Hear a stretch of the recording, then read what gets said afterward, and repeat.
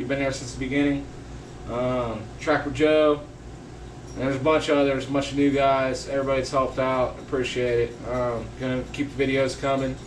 The traps were set yesterday. Had to pull them. Won't start that video till next week.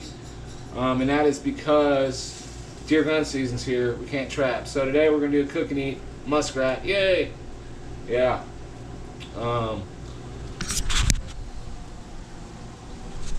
Anyway, cook and eat muskrat. Now, the French Canadians used to eat them all the time back in the 1800s when it got colder out because fish was scarce, and during the Great Depression. It's a delicacy in Michigan, certain parts, the East Coast and down south. Us inland people, we don't really, I mean, we think of muskrat, doesn't sound that great, right? I mean, they eat greens, roots, so they call them the marsh rabbit. Now, today we're going to try it. We're going to parboil it in sage and salt water, try to kill some of that gamey taste. So I got the water boiling right now, and I got fresh muskrat that I caught. We're just doing the legs, remove the glands, did all that stuff. So we're going to do like a deep fried drumstick after we parboil it. So I'm going to show you how to do that. I also got a squirrel back there parboiling. I'm going to make a stew out of him.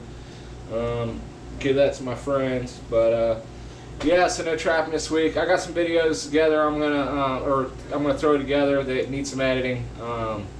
So I'll have something to go on during the week. But everybody, thank you. So this is what's going on. We got fresh muskrat right there. Okay, and then that's the stew set up. This stuff's all going in for the rabbit back there. So our water's boiling. So this is what we're gonna do. We're gonna take our fresh muskrat. Now what I did with the rat is I soaked it in salt water for 24 hours, kind of tender it up a bit. So yeah, should be good. I've had it, like I said, I've tried it once before. It wasn't bad. It doesn't sound great, but it's good. So yeah, so I'm gonna go ahead and add them, the legs, and I'm gonna let them parboil for about 30 minutes. It's a little long, but that's what I'm gonna do. Now, to remove the gamey taste, what you want to do is add sage,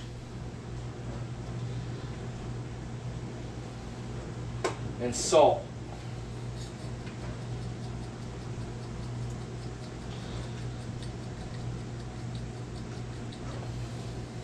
And then we're just going to let that parboil for a minute. And then when it gets done, we're going to take it out. We're going to batter it up, and we're going to deep fry it.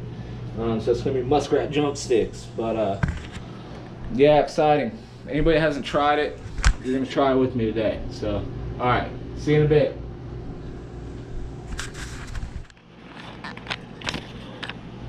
All right, guys, so we are back. So the muskrat is now parboiled.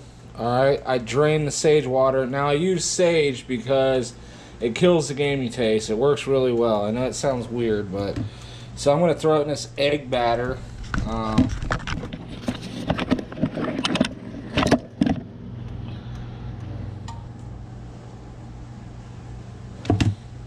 Mix it around.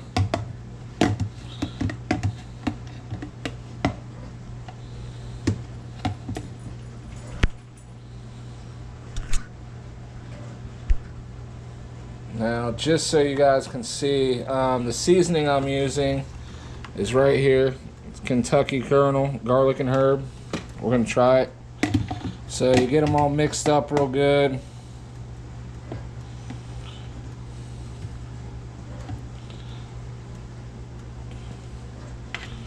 And then roll them around in the batter.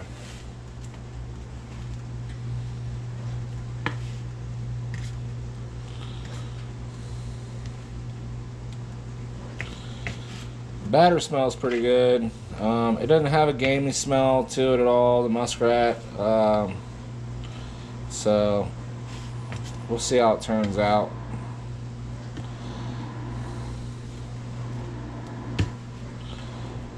mixed up.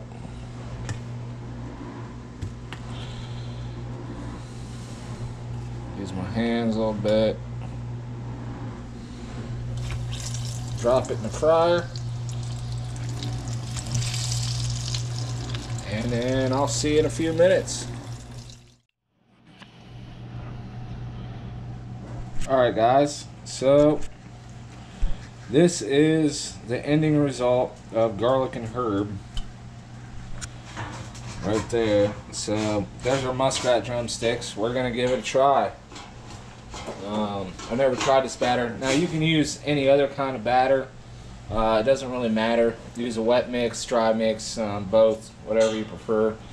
Anyone will work. So we're going to give it a shot.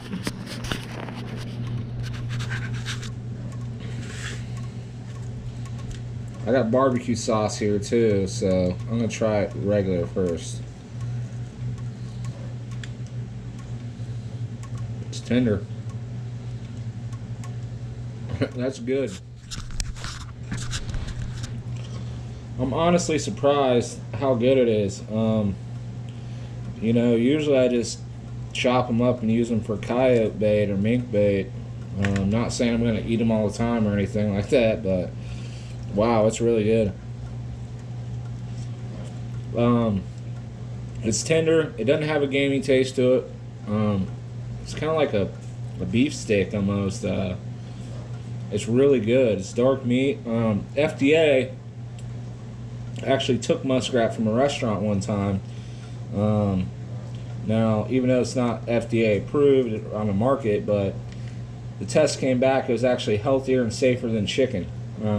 So there's some food for thought, but try it with barbecue sauce.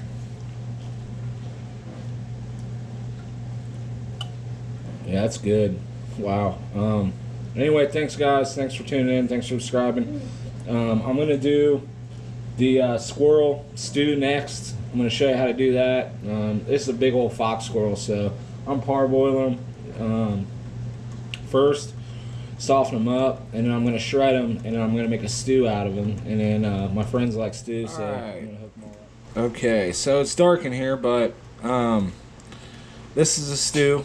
It's garlic cloves, celery, carrots, potatoes, and onions. Alright, now I shredded the squirrel after I parboiled it, and then now you just add your ingredients as is. So what I like to do is I add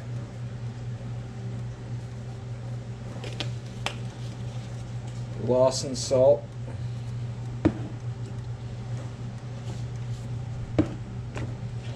I'm going to add a little bit more onion powder,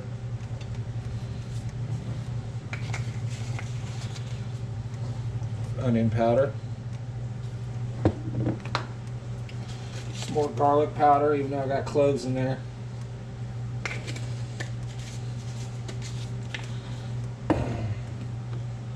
I'm adding lemon pepper.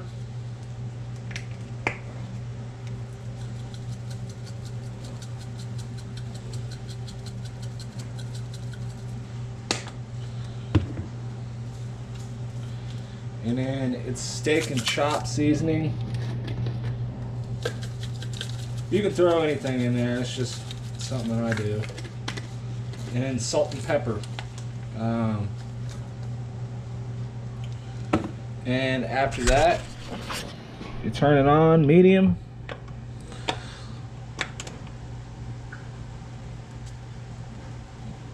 And throw your lid on it.